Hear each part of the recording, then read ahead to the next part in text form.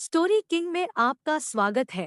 नए नए वीडियो देखने के लिए चैनल को अभी सब्सक्राइब करें।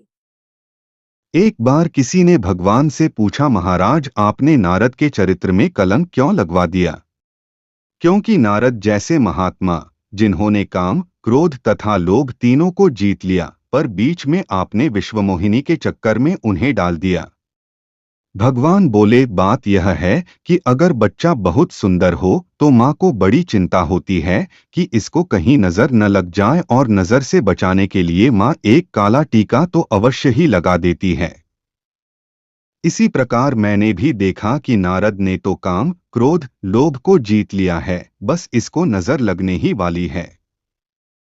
नजर लगने का भी श्री रामचरितमानस में भगवान राम के संदर्भ में बड़ा सांकेतिक अर्थ दिया गया है।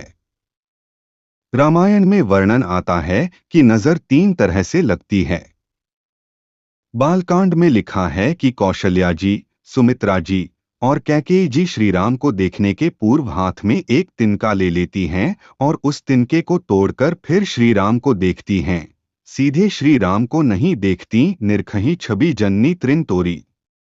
किंतु तिनके को पहले तोड़कर फिर श्री राम को देखने का सीधा सा तात्पर्य है कि माताएं सोचती हैं कि कहीं हमारी नजर श्री राम को न लग जाए, इसलिए तिनके पर ही सारी नजर का प्रभाव डालकर इसे ही कष्ट में डाल दो और श्री राम की सुंदरता को बचाओ।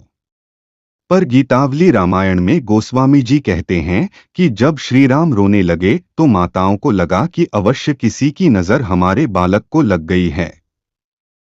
परंतु किसकी लगी है? तो उन्होंने विचार किया कि लगता है किसी बुरी स्त्री की नजर लग गई। किंतु अब क्या किया जाए? तो तुरंत गुरु वशिष्ठ को सूचना दी गई।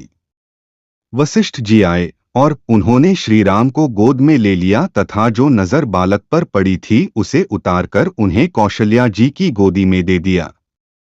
नजर उतरते ही बालक राम दूध पीने लगे। नजर लगने के तीसरे एक विलक्षण रूप का गोस्वामी जी ने गीतावली रामायण में वर्णन करते हुए लिखा कि श्री राम एक दिन आंगन में खेल रहे थे और आंगन में जो मणि का खंभ बना था, अचानक उस ओर भगवान श्री राम की दृष्टि गई। श्री राम का प्रतिरूप जब उसमें दिखाई देने लगा तो श्री राम अपने रूप को देखकर इतने मग्न हो गए कि खेलना छोड़कर वे खंभे की ही ओर देखने लग गए। यह दृश्य सुमित्रा अम्बा देख रही थीं। वे तुरंत भागी हुई आईं और आते ही उन्होंने सबसे पहले बालक राम की आंखों पर अपना हाथ रखकर उनकी आंखें बंद कर दीं। मां से किसी ने पूछ दिया कि आप श्री राम की आंखें क्यों बंद कर रही हैं? मां ने कहा कि मुझे डर है कि कहीं श्री राम को श्री राम की ही नजर न लग जाए। तो भई, नजर लगने वाली बात बड़ी अटपटी है, क्योंकि अपनों की नजर लग जाती है, औरों की लग जाती है तथा अपनी भी लग जाया करती है। व्यवहार में हमारे आपके जीवन में तीनों प्रकार की स्थिति आती है। अपनों की स्नेहभरी दृष्टि भी लग जाती है, परायों की बुरी दृष्टि लग जाती है, पर सबसे बड़ी बात है कि कभी कभी हमें अपनी ही दृष्टि लग जाती है कि हम कितने बड़े गुणवान हैं, हम बड़े श्रेष्ठ हैं और हम बड़े सुंदर हैं। रामायण में इन तीनों दृष्टियों से बचने का उपाय बताया गया है। भगवान से जब नारद के संदर्भ में भक्त ने प्रश्न किया तो भगवान ने कहा कि नारद को दोनों की ही दृष्टि लग गई, क्योंकि एक तो नारद को काम की दृष्टि लग गई, पर उससे भी बड़ा संकट तब पैदा हो गया जब उन्हें अपनी ही दृष्टि लगने लगी। जब नारद ने काम, क्रोध तथा लोभ को हरा दिया तो काम ने आकर चरणों में प्रणाम किया, पर जाते जाते वह नजर लगाता गया। काम ने कहा, महाराज, आज तक बड़े बड़े महात्मा उत्पन्न हुए पर आप जैसा कोई नहीं हुआ। किंतु उसके बाद सबसे बड़ी बात यह हुई है कि काम का वाक्य सुनकर नारद जी अपने आप को देखकर सोचने लगे कि सचमुच मुझ में इतने अधिक गुण हैं।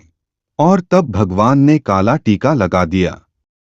उन्हें लगा कि नारद के मन में अभिमान उत्पन्न हो गया कि मैं इतना चरित्रवान हूँ, मैं काम, क्रोध और लोभ आदि का विजेता हूँ। भगवान ने कहा, नारद तो मेरा नन्हा बालक है, और जैसे बालक को नजर लग जाए तो वह रुग्ण हो जाता है तथा माँ उसकी रुग्णता को दूर करने की चेष्टा करती है, इसी प्रकार नारद को बचाने के लिए मैंने यह खेल किया।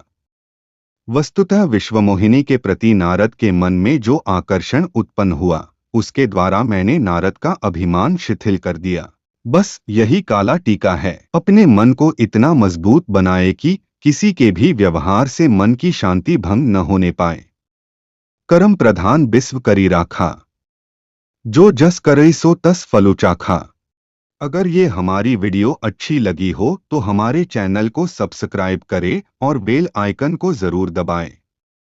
वीडियो पूरा देखने के लिए आपका बहुत बहुत धन्यवाद।